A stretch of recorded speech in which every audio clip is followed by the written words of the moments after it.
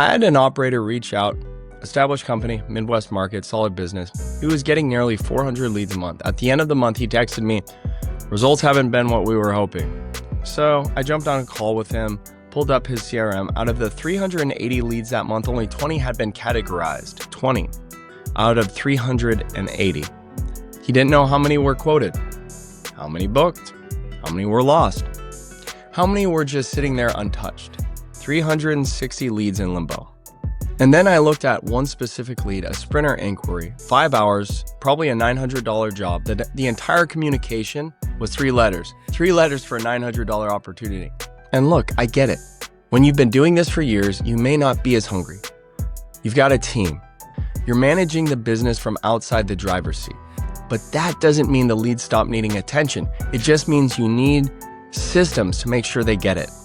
Now compare that to another client of mine. He's tracking every single lead in his CRM, entering booking amounts, marking quoted versus booked, and here's the real payoff.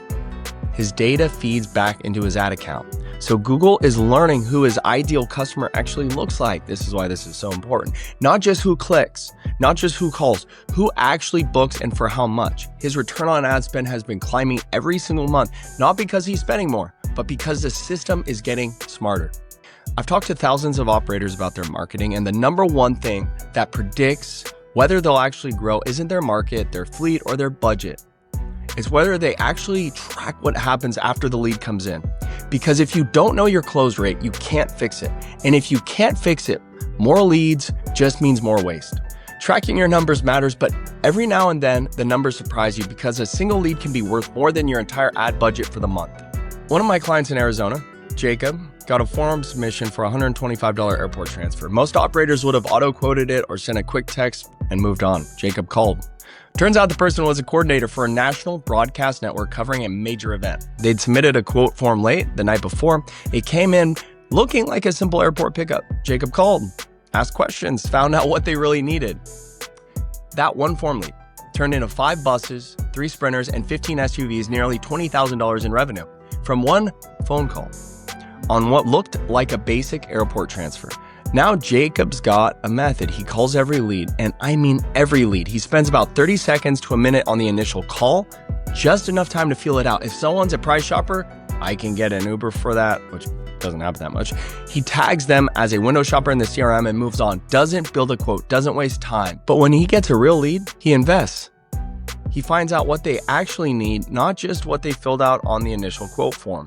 That $20,000 booking didn't happen because of luck. It happened because he picked up the phone on a lead that most operators would have auto-quoted and forgotten about. And you best believe Jacob will nurture that client and get even more repeat business from them. I've seen this pattern over and over. The operators who close the biggest deals aren't getting different leads. They're doing more with the leads everyone else throws away. And that brings us to the one structural change that ties all of this together. So your team's follow-up needs to be faster. Your team needs to be closing on the phone. Your CRM needs to be updated. And you need to treat every qualified lead like it could be a $20,000 whale. And there's one more thing. And honestly, this might be the fastest lever you can pull. Here's something that drives me insane. I'll work with an operator spending $4,000, $5,000, $6,000 a month to make the phone ring, the leads come in, and the person answering the phone is being paid $10 or $15 an hour with 0 commission. Or even worse, and I've gotten this, they're paying per phone call. Think about what that means. You're spending thousands of dollars to generate opportunities, and the person responsible for converting those opportunities into revenue has 0 financial incentive to do so. If they send a quote and the person doesn't book, they actually do less work. So booking actually creates more work for them.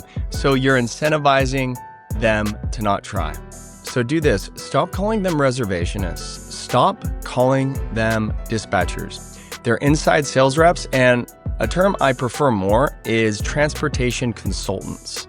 And if you're not paying them like they're transportation consultants or inside sales reps, don't be surprised when they act like order takers instead of closers. Here's what I've seen work. The operators who have figured this out, maybe they're doing some sort of a draw, or they're doing base plus commission, setting up some sort of tiered incentive, creating those inside sales roles, those are the operators that are closing 30 to 40% of the jobs. The ones that are paying flat or hourly on a per call basis are closing 10 to 15%. Now, there are a few ways to structure this. One approach is base and add commission. Take someone from $10 an hour to $5 to $6 an hour and give them a percentage of every booking they close. You want the upside to be real. If they crush it, they should be able to make 20 to 25 an hour. It has to be exciting enough to change their behavior, and very likely even more than that. Another approach is the draw. They get a guaranteed minimum, say $200 a week, and they earn commission on top. If their commission exceeds the draw, great. If it doesn't and it's a slow week, they get the minimum. It protects them while keeping the incentive alive. You can also tier it. Up to $20,000 a month in bookings, they get 7.5%. Over $20,000, they get 10%. Over $30,000, 12.5%. The more they close, the more they earn per booking. The specifics depend on your volume, your margins, and your team, but the principle is the same. If the person answering your phones has no real financial reason to close the deal, they won't close the deal, at least not consistently and not at the level your marketing spend deserves. I've watched this single change, adding a commission structure, turn a company's phone team from a cost center into a revenue engine. It's the fastest lever you can pull, and it makes everything else we've talked about in this video actually stick. All right, let's bring it home. Your business is already generating leads. The phone is ringing. People are calling. They're interested. They have money to spend. The question isn't always whether or not your marketing is working. The question is whether your operation is converting those leads at the level it should be. If you found this valuable, please subscribe to the channel, give it a thumbs up. I'll see you on the next video.